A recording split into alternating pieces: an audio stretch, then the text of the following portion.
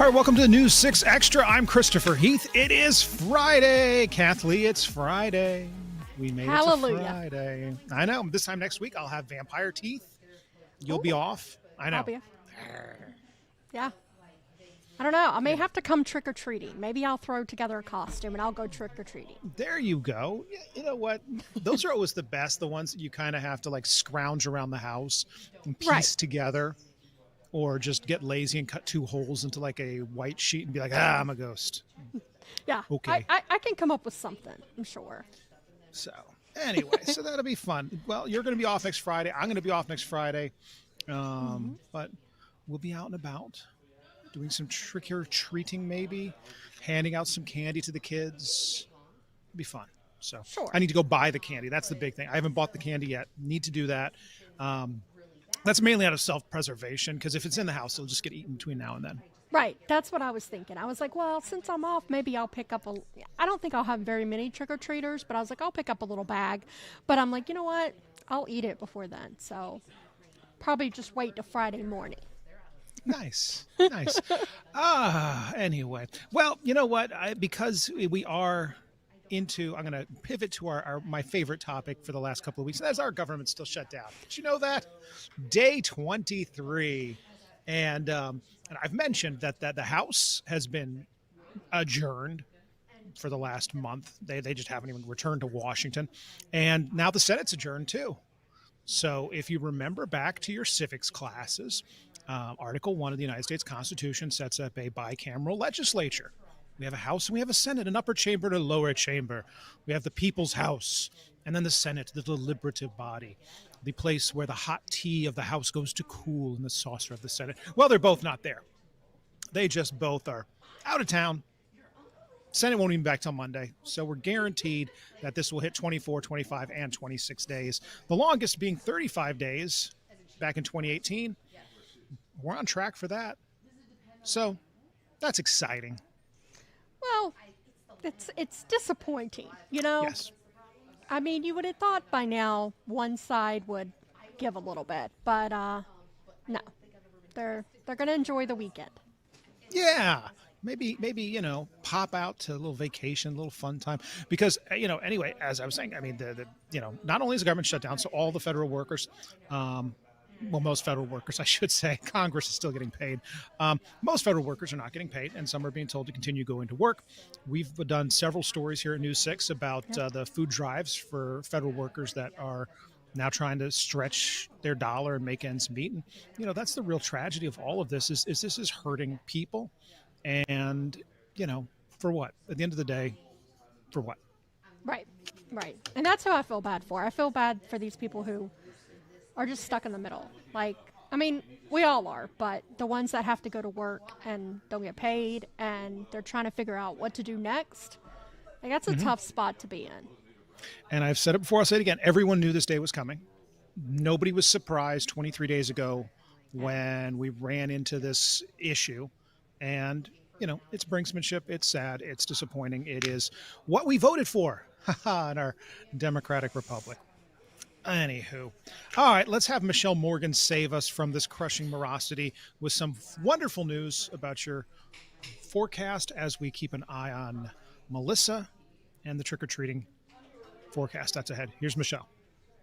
Happy Friday. I'm News 6 meteorologist Michelle Morgan. Have a great forecast in store for you today and also heading into the weekend. Wake-up temperatures will remain in the upper 60s and lower 70s across the region. Heading into our Sunday, though, rain chances return to the forecast. It will be relatively low, but a few spotty showers are possible. We'll continue that trend heading into our Tuesday.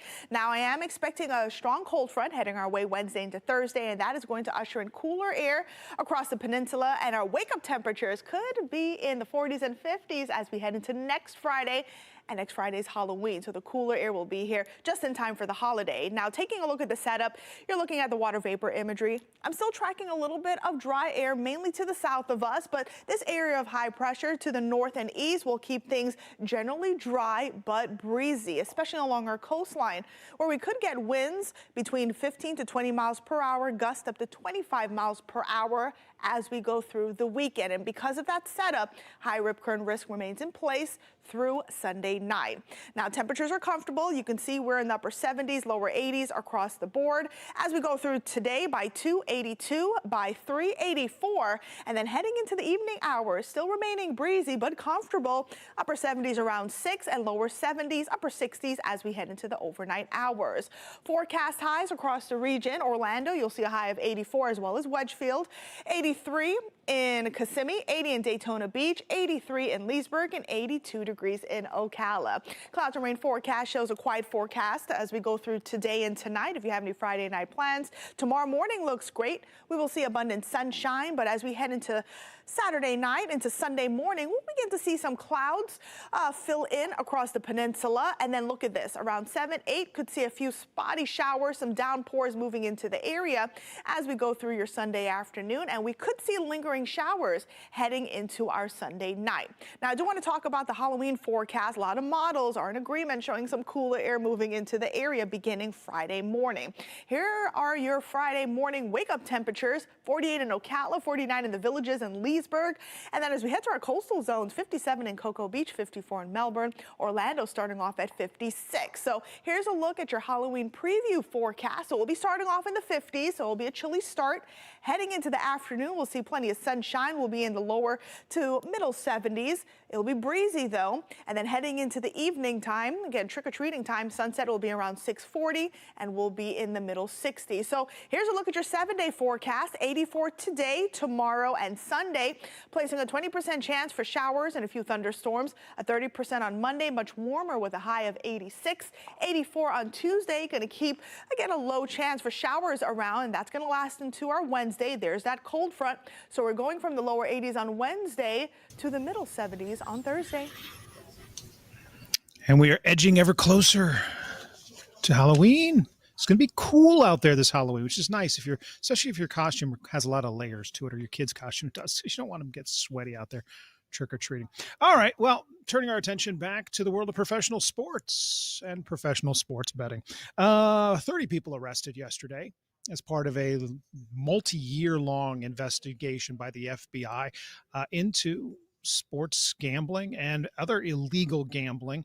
One of the people caught up in it, Miami Heat forward Terry Rozier, caught up in it as well. Chauncey Billups, the head coach of the Portland Trail Blazers, also as well. And if you go through the indictment yesterday, even the Orlando Magic are mentioned in the indictment.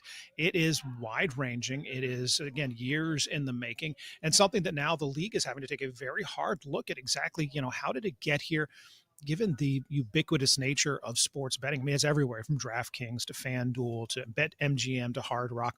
All of them are huge sponsors of the professional sports leagues. And obviously, professional athletes, like a lot of people, maybe enjoy betting, but there are rules to this and there's ways that it has to happen. And Mark Lehman explains to us right now what's going on with, the whole situation with sports betting and how different teams are being caught up in this and kind of what they're saying now, day 2 of this investigation. Here's Mark's story. All of this could have a lasting impact on the NBA. And we know the Orlando Magic actually appeared in the indictment because of one game against Cleveland back in 2023. In that case, the DOJ says an Orlando Magic player told someone identified as a co-conspirator that none of the Magic's regular starters would be playing in that game. Now, the Magic have not been accused of any wrongdoing, but dozens of others have been arrested in these cases. Your winning streak has ended. Your luck has run out. The U.S. Attorney's Office announcing more than 30 arrests in 2 separate gambling schemes. In one, Portland Trail Blazers head coach and Hall of Famer Chauncey Billups is accused of being involved in an underground poker ring backed by the Italian mafia. These defendants, which include former professional athletes, used high-tech cheating technology to steal millions of dollars from victims in underground poker games that were secretly fixed. The other case involves Miami Heat player Terry Rozier, who was in Orlando Wednesday when the Heat played the Magic. He's charged with sharing insider information. Prosecutors say in 2023, Rozier allegedly faked an injury to leave a game early when he was playing for the Charlotte Hornets. Rozier exited the game after just 9 minutes, and those bets paid out, generating tens of thousands of dollars in profit. According to prosecutors, 6 people helped rig games with sports bettors. An attorney for Rozier said he is not a gambler and called Thursday's actions a photo op.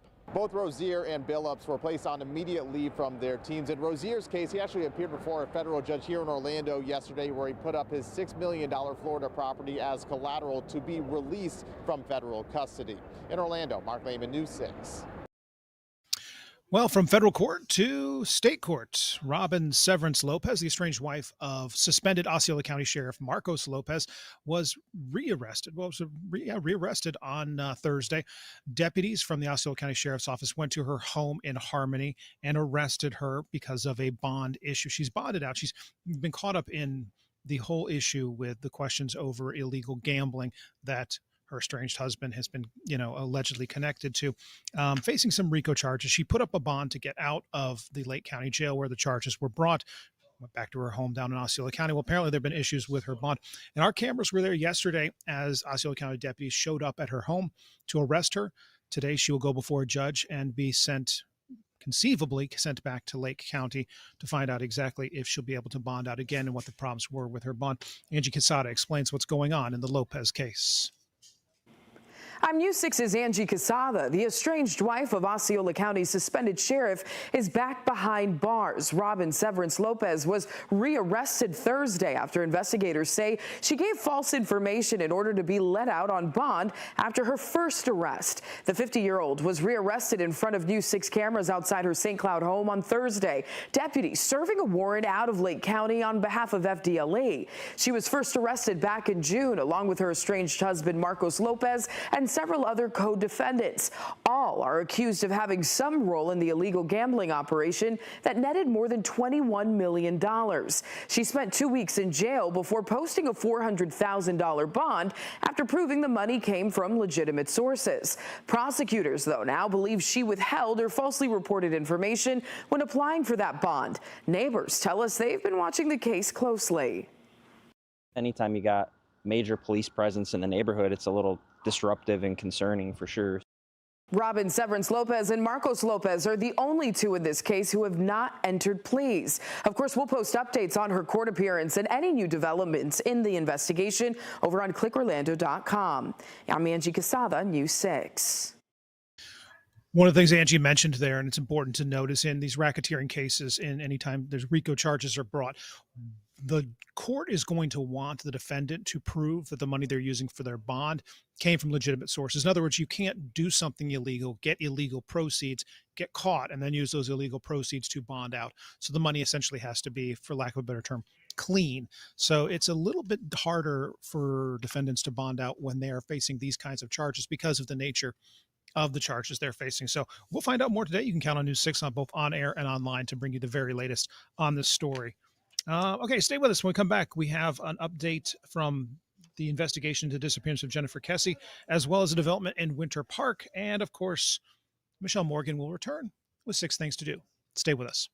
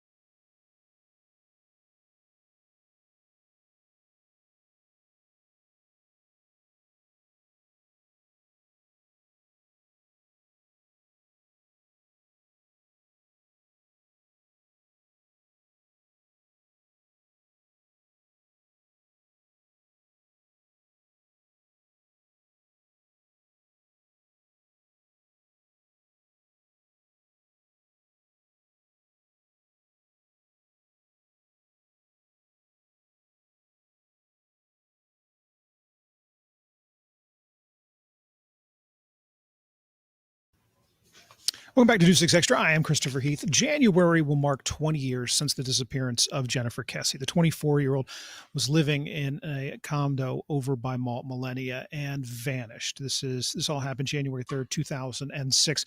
Since then, the case has had ups and downs. It's had moments where new evidence starts to surface and there's a glimmer of hope of breaking the case, but it's been consistently one of these things where it goes from being cold to being somewhat active to being cold. Well, a little bit of a glimmer of hope here for the Kesse family. Her father speaking to News 6 investigator Lewis Bolden about this, saying that right now police are no longer considering it a cold case, giving a glimmer of hope that there may be some sort of closure for this family and something to break in the Jennifer Kesse story. Here's Lewis's story.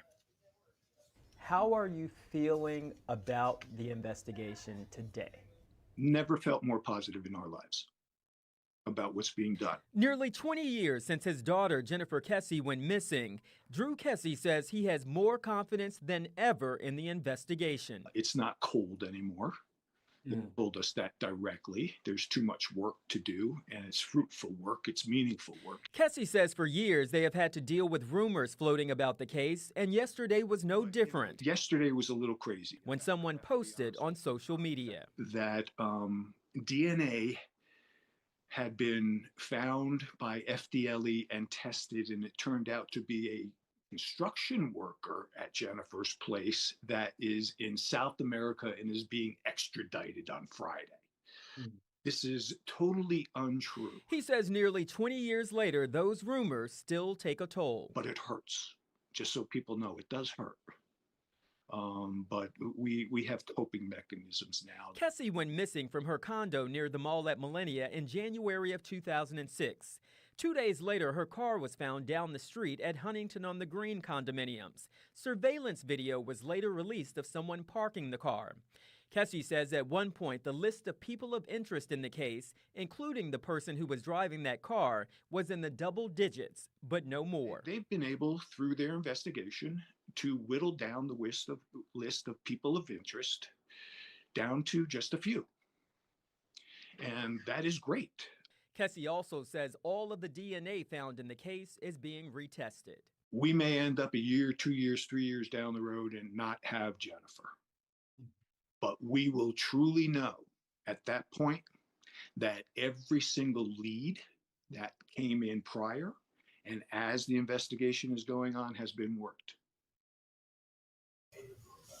Technology is advancing so much. Things that used to be, you couldn't really test 5, 10, 20 years ago when Jennifer Kesse vanished, now can be tested. You know, the DNA that maybe wasn't usable then is usable now.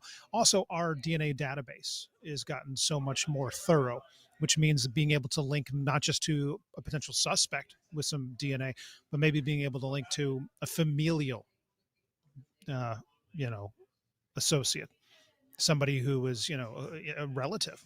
And if you can go from there, you can start to narrow down that universe of suspects. And, like anything else at this point, for the family, it is about finding closure. It's about getting to the point where they know what happened to Jennifer Kesse. 20 years of, searching for answers. And you kind of always hope that that's going to be around the corner for them. So certainly hopeful that this case that is no longer a cold case continues to move forward and maybe some closure for the Kesse family.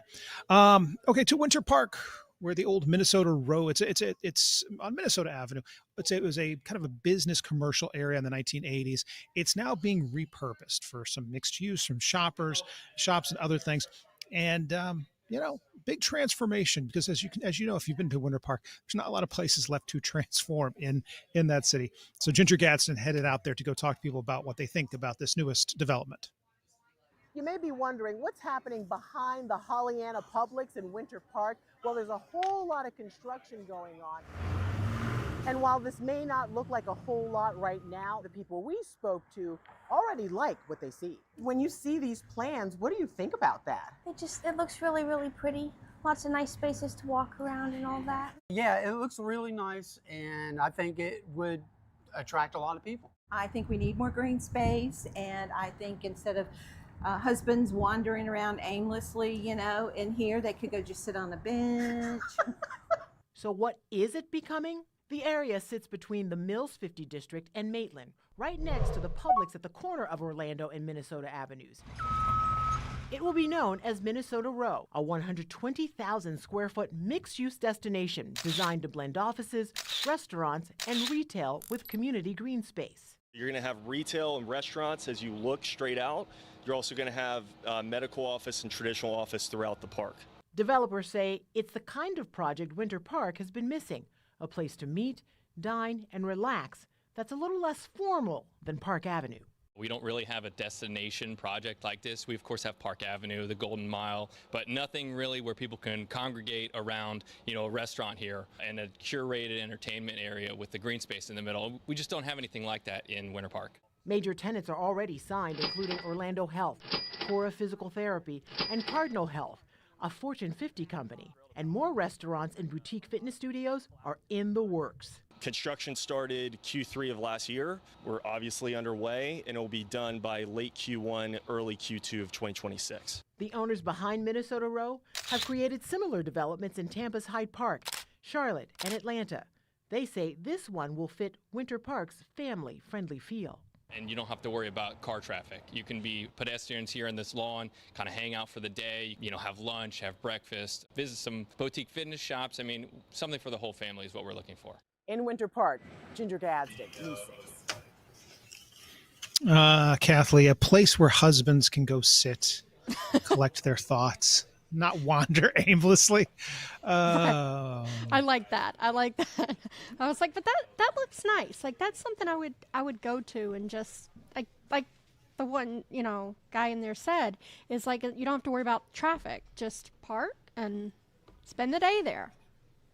The push that was, you and I remember, like when everything had to be like strip mall and like, car adjacent and giant parking lots. And I think we've kind of petered that out as far as it can go, because it's the new trend is exactly what we're seeing here, which is that people want to park and be able to walk around and do stuff and not like have like everything be centered around the car itself. Maybe the car gets you to that spot, but once you're there,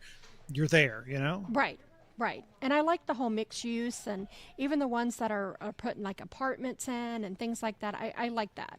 So I hope it turns out. I'd like to check it out. I hope it does. I hope it's not too swanky for my tastes. Right. If that's a thing. Right. Like I like going downtown Winter Park, but then I pass by like, the stores where, Williams of Sonoma's fun to walk around, but I'm not buying anything in there. Right. My wife wants to, but we're not buying anything there. It's expensive. We go to, Crate and Barrel next door, same kind of thing. And, it's just, it's a little out of my price range. Right. That's how I feel about some of the stores at Mall at Millennia. Oh, it's like, yeah. I'm not going to be able Tiffany, to buy anything. You're not buying any gifts at Mont Blanc? No. $5,000 pens, or heading over to Rolex to just make sure you've got an extra watch for the weekend? No. So I kind of feel like I probably just shouldn't even go there because I'm not going to be able to buy anything. Any store that has a security guard on the outside is probably out of my price range. Right. Like, right. Okay. That's true. It's nice to look, but I'm never going to be able to buy that. Now, see, I'll do that every once in a while. What I'll do, because Facebook is huge with the cookies, is if you go to do a Google search for something, Facebook's going to grab that information and then feed it into your feed for that product that you were searching for. So if you search for a car, you search for like a new mixer or something like that, it's going to start giving you ads for that. Or you go to Best Buy, it's going to give you Best Buy ads. So what I like to do every once in a while is go search for, private jet rental, and put a couple of those in, and then my feed is nothing but, Chris, a private jet rental is a click away. And I'm like, I need it for a full week, and it only accommodates 12 people. My entourage is twice that big, so it's not going to work. You know what? I may try that. I may do that just to see what I would get, Just bougie up the old feed for a little bit. Okay. We are going to do one more Michelle Morgan with, this time it is her 6 things to do. And of course, this is all, I would assume, I haven't seen this yet. I would assume this is all going to be Halloween related, as everybody is trying to squeeze that last little ounce of Halloween out before we're on to Thanksgiving. Here's Michelle. I'm meteorologist Michelle Morgan, looking for Halloween fun in Dr. Phillips. A free haunted house in the South Bay neighborhood is worth checking out. I spoke with the homeowner, Matt Allen, about what you can expect. So the event's called the Allen Asylum. It's a full walk-through haunted house, goes into the garage, so it's pretty immersive. Every year I try to come up with a different theme, something that hasn't been done. I go to Halloween Horror Nights and some of the other bigger haunted houses, and I try to do something just a little bit different. While the event is free, donations are welcome to support local charities. Another Halloween event happens at the Orlando Science Center after dark this Saturday from 8 to 11 p.m. Tickets cost $50. The museum will be transformed with spooky decor and thrilling activities. Costumes are encouraged, and this is an adult-only event. The Not Too Scary Boo Bash in Lady Lake is Saturday from 6 to 8 p.m. at Guava Street Athletic Complex.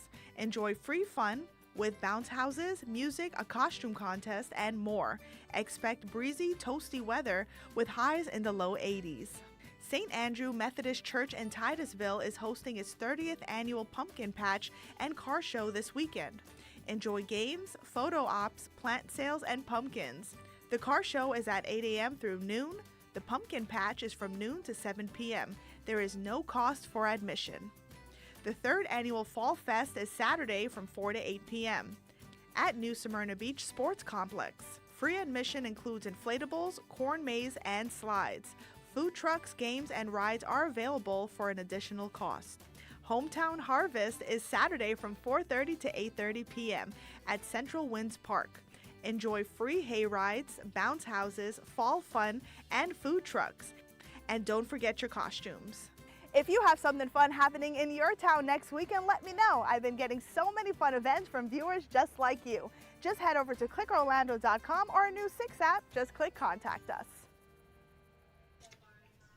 And while that was going on, I drew a pumpkin.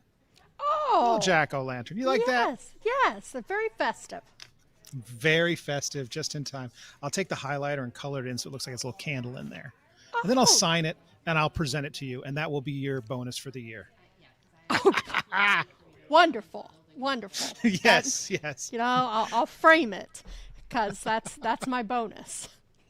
You better seal it in lucite so that it doesn't get destroyed by the elements. Right. Priceless. Right. So, Priceless anyway. work of art. So anyway, any of those 6 things, something that you're going to do, or you already have plans this weekend? I don't really have plans. I may take my dog trick-or-treating. There's a pet store that's going to have some trick-or-treating for dogs over the weekend. So I may take my dog there. But I like the fall festivals. Yeah. I like going to the fall festivals. So, who knows? Maybe I'll end up at one of them. So the dog has a costume. Oh, she does. Yes. And she is, what is she going to be this year? She is Jasmine from Aladdin. That's right. That's right. Jasmine from Aladdin. And you're going to go, yes, our dogs are too big for costumes. They don't make them for the size of dogs we have. But I did, when I did have a smaller dog, slightly smaller, it was a smaller lab. I used to take her and we'd go to the trick-or-treating, and she was great for that. And I got her picture with Santa one year. And yes, that's always fun. And they're dogs. So it's like, you can give them all the treats and they want. They're just going to get more. Right. So she's, so she gets her picture with Santa. She has, so we may do trick-or-treating. She sees the Easter Bunny. So, Aww. Trick-or-treating is what fun. we may do. Yeah. That will be fun. Well, have you and Jasmine have a fantastic weekend. I'll be back here with you on Monday. We'll do this all over again. Of course. You too. Have a good weekend. Get that costume shored up. Yeah, that's the big thing. I got to finish ordering. I need to get it's a waistcoat and a vest. That's what I got to order, and then the fangs as well. But we'll get it done. Trust me. This is going to happen. We will get the costume. I may or may not bring it in here on Thursday since I'm off Friday to just, vamp around the place and just like lunge at people. That will be good. Maybe haul someone behind the dumpster and drain them of their blood. We'll see how the day goes. Gosh. All right, Kathleen, thank you so much. Thank you as always for this. Thank you to Michelle for the 6 things as well as the weather. And thank you for watching. We'll be back here on Monday and do this all over again at 12:30 on Monday. Of course, we break news all the time on clickorlando.com, and we'll be on the air today starting at 4 o'clock for News 6. Until then, we'll see you back here on Monday. Have a fantastic and spooky weekend. Bye.